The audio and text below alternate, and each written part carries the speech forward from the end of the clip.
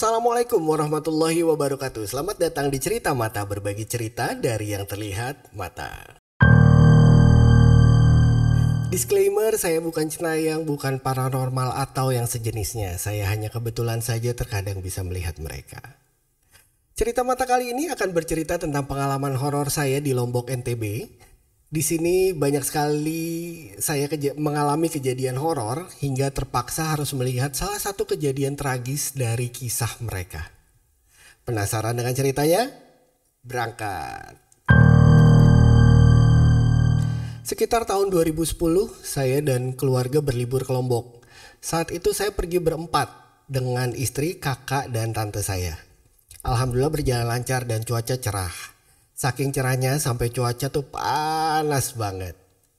Setibanya di Bandara Lombok, kami segera dan buru-buru untuk ambil bagasi. Karena saat itu bandara sangat padat sekali. Banyak wisatawan yang datang ke sana. Jadi semua serba antri panjang. Dan kami sudah ditungguin nih sama supir yang udah kami booking sebelumnya. Saking padatnya bandara saat itu, di saat kami sedang menuju pintu keluar, saya gak sengaja menabrak seorang wanita. Sampai beberapa barang saya tuh terjatuh gitu. Dan saya langsung refleks untuk minta maaf kan, sambil ngambilin beberapa barang saya yang jatuh. Tapi wanita itu diam aja. Dari saya ngerasa bersalah sampai akhirnya kesel gitu karena dicuekin. Pas saya udah agak jauh, saya nengok lagi ke arah dia. Dan ternyata dia masih ada di posisi yang sama. Di antara kerumunan orang, dia berdiri tegap melihat ke arah pintu keluar kedatangan. Pasti penasaran kan sama siapa wanita ini? Tonton sampai selesai ya, karena di akhir cerita ini semua akan terungkap. Mulailah perjalanan kami dari bandara ke hotel yang sudah kami booking sebelumnya. Hotel kami ini terletak di daerah Senggigi. Hotelnya bagus banget dan punya taman yang luas gitu. Bentuk hotelnya tuh bukan bangunan tinggi ya, tapi seperti resort gitu. View-nya ke arah taman dan laut. Awal masuk lobi hotel udah seneng banget karena hotelnya tuh rapi dan tidak ada kesan horor sama sekali. Tapi begitu masuk kamar, mulai agak feeling gak enak nih. Karena kamarnya tuh temaram dan agak gelap gitu. Hanya diterangi dengan lampu-lampu cahaya kuning dan bernuansa kayu. Tapi sebenarnya kamarnya luas, bagus dan rapi banget kok. Nah, di sini saya mulai melihat satu penampakan. Saya melihat ada perempuan bermuka lusuh seperti paruh baya dan berambut panjang menunduk. Berdiri di pojok depan kamar mandi. Kelihatannya hanya ingin berkenalan sih. Karena memang area depan kamar mandi ini lebih gelap dibanding dengan area sekitarnya. Kemudian dia tiba-tiba menengok dan menatap saya. Tapi saya langsung mengacuhkan dan pura-pura gak lihat. Saya langsung seakan sibuk beres-beres aja gitu. Dan saya tidak cerita ke siapapun karena tidak ingin membuat suasana liburannya jadi menakutkan. Sore hari tiba. Kami berempat memutuskan untuk snack sore di area outdoor dekat resto sambil ngopi-ngopi. Angin sepoi-sepoi dan tamu hotel banyak banget yang lagi berenang di pantai dan di kolam renangnya. Lagi asik lihat-lihat menikmati pemandangan sekitar, pandangan saya seperti ditarik ke arah salah satu toilet umum di situ yang memang ada dekat resto. Toilet itu difungsikan sebagai kamar mandi untuk bilas buat tamu-tamu yang habis berenang. Tapi ketika saya perhatikan, seperti ada kepala laki-laki yang menyumbul-nyumbul bolak-balik seperti sedang mengintip ke arah saya. Mukanya seram dan seperti tidak utuh lagi. Lagi-lagi saya pura-pura untuk gak mau melihat dan buang muka ke arah yang lain. Oke, kita lanjut ke agenda berikutnya. Besoknya agenda kami jalan-jalan. Kami dijemput oleh Pak Aji, driver yang sama dengan supir yang jemput kami di bandara kemarin. Nah, agenda kami ini keliling-keliling ke beberapa destinasi wisata di sana lah, yang udah kami list dari jauh-jauh hari. Gak terasa hari udah semakin sore, kira-kira udah menjelang maghrib. Dan kami memutuskan untuk pulang ke hotel. Perjalanan kami melewati jalan yang kanan kirinya itu area pesawahan yang terbentang luas gitu. Posisi saya duduk di depan, di sampingnya Pak Haji persis. Lagi asik ngobrol, tiba-tiba saya kaget karena ada yang nyebrang. Refleks saya teriak, "Awas Pak, ada yang nyebrang." Terus Pak Haji langsung menurunkan kecepatannya dan kami semua mendadak diam karena kaget. Terus kami, seisi mobil nih, langsung melihat ke arah depan. Dan setelah kami lihat, ternyata tidak ada apa-apa di depan. Pak Haji langsung nengok ke arah saya dan tersenyum. Sambil berbisik pelan, Pak Haji bilang, "Gak apa-apa Mas, udah biasa yang kayak gitu di sini." Seakan Pak Haji itu mengerti apa yang saya lihat barusan. Aduh, saya langsung diem kan karena shock banget saat itu. Dan untungnya Pak Haji itu cukup tenang ya. Pak Haji gak ngerem mendadak gitu. Karena kalau Pak Haji ngerem mendadak pasti kita bisa kecelakaan atau ditabrak dari belakang ya sama mobil lain. Lalu istri, kakak, dan tante saya langsung ribut tuh nanya-nanya. Ada apa sih, ada apa sih? Apa yang ketabrak? Kucing ya? Atau anjing? Saya langsung bilang, enggak kok, enggak ada apa-apa, cuma salah lihat aja. Lalu seisi mobil langsung diam, saya pun langsung diam. Dan kalian tahu apa yang sebenarnya saya lihat? Makhluk kecil berbadan anjing tapi bermuka laki-laki. Sesampainya di hotel, Pak Haji membukakan kami pintu kan. Dan ketika saya turun, Pak Haji membisikkan saya sesuatu. "Mas, sepertinya ada yang tahu kalau Mas bisa melihat mereka. Dan sepertinya ada yang mau disampaikan.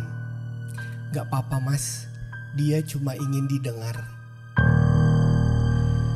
Saat itu saya bingung dan saya sentak gak bisa ngomong apa-apa. Cuma mengangguk dan bilang, "Iya Pak." Dalam hati saya terus berpikir, siapa ya yang dimaksud sama Pak Haji ini? Dan liburan terus kami lanjutkan. Setelah beberapa hari di Lombok, kami mau lanjut ke Gili Trawangan nih. Karena kan udah deket ya. Kami sewa perahu dan sampai sana mulailah kami ke hotel yang sudah kami pesan. Di online travel agent, kami lihat tuh hotelnya bagus dan cukup terang gitu. Ternyata aslinya kamarnya temaram juga teman-teman. Tapi sebenarnya hotelnya bagus sih, karena bentuknya cottage gitu. Tapi ya sudah lah ya, saya coba beres-beres waktu itu dan saya mencoba untuk menikmati aja. Tahu-tahu sudah jam 7 malam, waktunya keluar untuk cari makan kan. Tapi sebelum pergi, saya iseng mengintip jendela. Dan saya kaget. Karena di balkon cottage seberang kami, ada perempuan berbaju putih lusuh dan berambut panjang sedang duduk di atas pembatas balkon kayu. Saya langsung tutup tirai kamar saya dan berusaha untuk menenangkan diri. Istri saya tanya, "Ada apa? Kenapa mukanya kaget gitu?"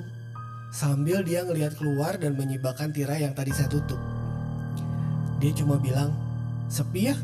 Yuk kita makan keluar, udah lapar nih." Lalu pas kami keluar, alhamdulillahnya perempuan tadi udah gak ada. Padahal kita tuh tahu di cottage seberang itu ada yang nginep. Ada couple bule lah yang nginep di situ. Esoknya kami booking Hopping Island untuk ke Gili Meno dan Gili Air saat itu. Waktu kapal kami sampai ke spot snorkeling, mulailah semua nyemplung nih. Lalu saya sendiri mencoba untuk agak dalam, ingin melihat ikan-ikan dan terumbu karang yang lebih dalam, mungkin lebih bagus-bagus gitu. Pas lagi asik saya nyelam, tiba-tiba lewat di bawah saya perempuan baju putih rambut panjang dengan posisi melihat ke arah saya. Langsung saya buru-buru naik ke atas. Sambil ngos-ngosan saya langsung naik ke kapal dan beralasan saya capek. Jadi saya nggak mau snorkeling lagi. Saat itu saya ketakutan setengah mati karena saya kebayang makhluk tadi.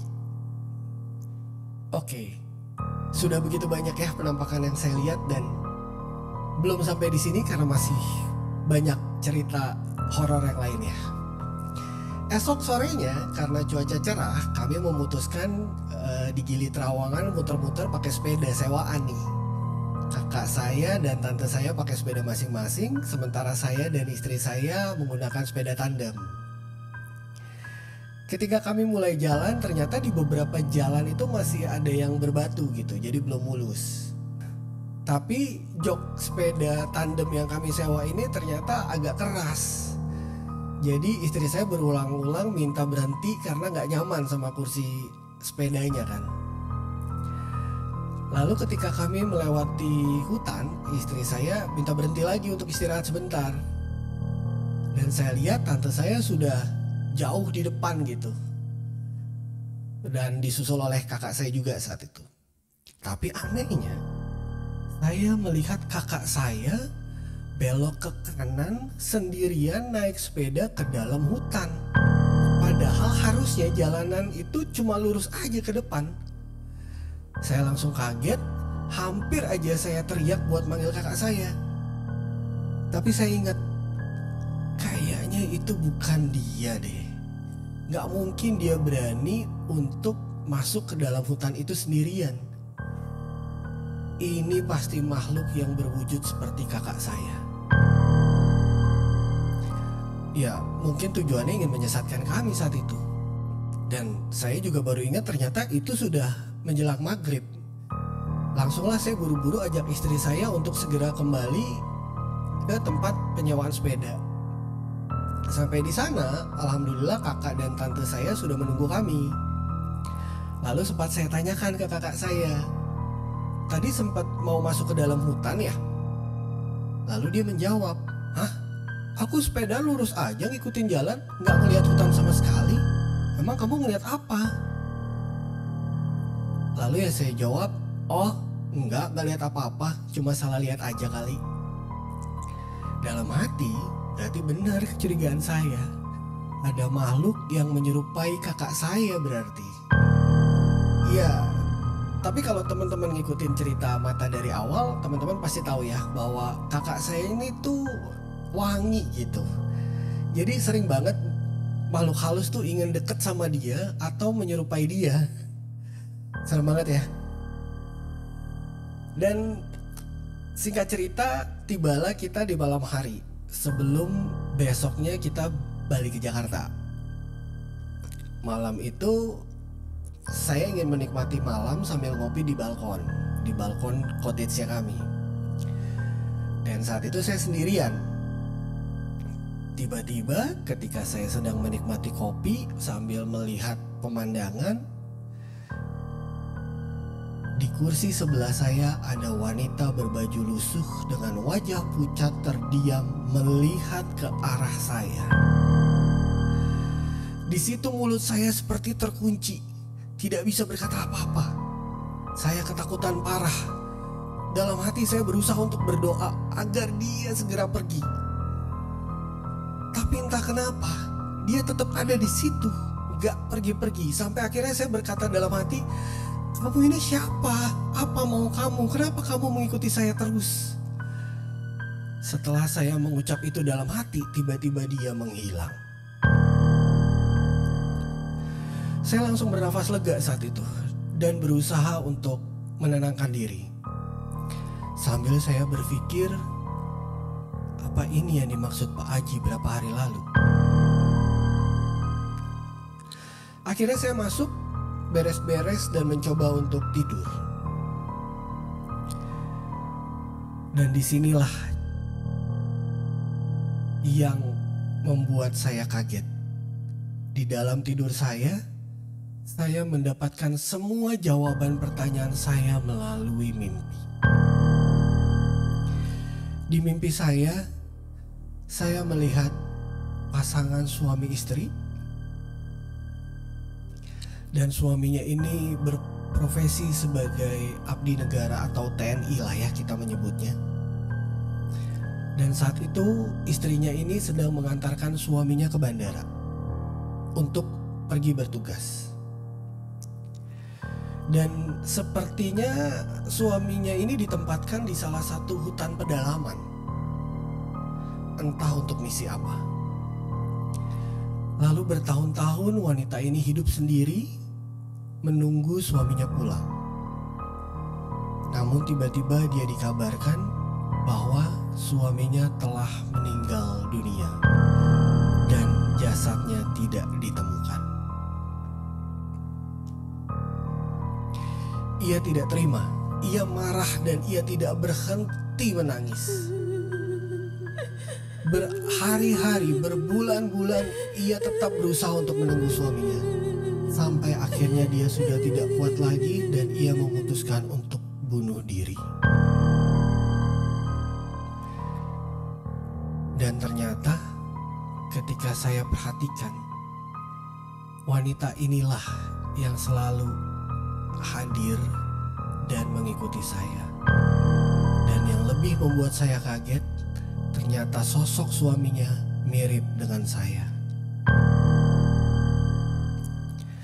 Sepertinya ini cerita yang harus saya dengar, seperti kata Pak Aji beberapa hari lalu. Dan ternyata dialah sosok wanita yang tidak sengaja saya tabrak ketika di bandara. Dia seakan menunggu kepulangan suaminya, karena bandara itulah tempat terakhir kali dia bisa melihat sosok suaminya. Lalu pagi harinya kami siap-siap kembali ke Jakarta. Sesampainya di bandara, saya berusaha mencari wanita ini. Tapi sayangnya saya tidak menemukan dia. Akhirnya saya putuskan saya ke posisi di tempat di mana pertama kali saya bertemu dengan dia. Saya berdiri dan menyempatkan berdoa untuk dia. Berharap semoga dia kini sudah lebih tenang, karena sudah sempat menceritakan semua kesedihannya ke saya. Saya sama sekali tidak menceritakan semua kejadian horor yang saya lihat selama di Lombok dan di Gili. Setelah sampai di rumah, barulah saya bercerita semua pengalaman saya ke istri dan kakak saya. Tapi tenang aja teman-teman, saya nggak kapok ke Lombok, karena Lombok itu begitu indah. Karena selang berapa tahun kemudian, kami kembali lagi ke Lombok, karena memang kami senang ada di sana. Pesan moral dari cerita kali ini adalah, kehilangan seseorang yang kita cintai memang pasti sangat menyakitkan. Tapi jangan sampai kita mengambil tindakan gegabah yang akhirnya merugikan diri kita sendiri. Cari seorang yang kita percaya untuk bercerita, agar kita bisa lebih tenang dan kuat untuk menghadapi semuanya. Demikian cerita mata kali ini, sampai bertemu di cerita mata berikutnya.